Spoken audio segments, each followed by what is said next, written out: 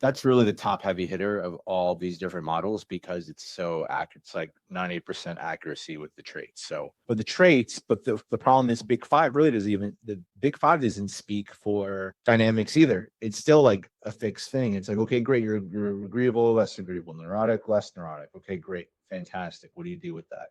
So it's still like a static model in terms of use case and implementation. That's what all these have a problem. And the problem with it's a trait based model. It's not an archetype based model, right? So, it can't speak to. So here's the problem with the Big Five.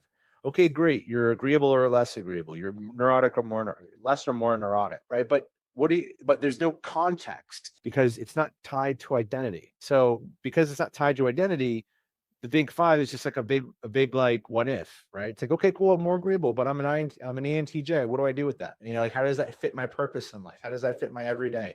How does that fit who I am? How does it serve me? It doesn't, because it can't be applied without identity and direction and use case. So by connecting the Big Five to Prism and mapping those correlations, we're gonna do something incredible, which is essentially going to say, hey, this is your core type, these are your states, these are your traits.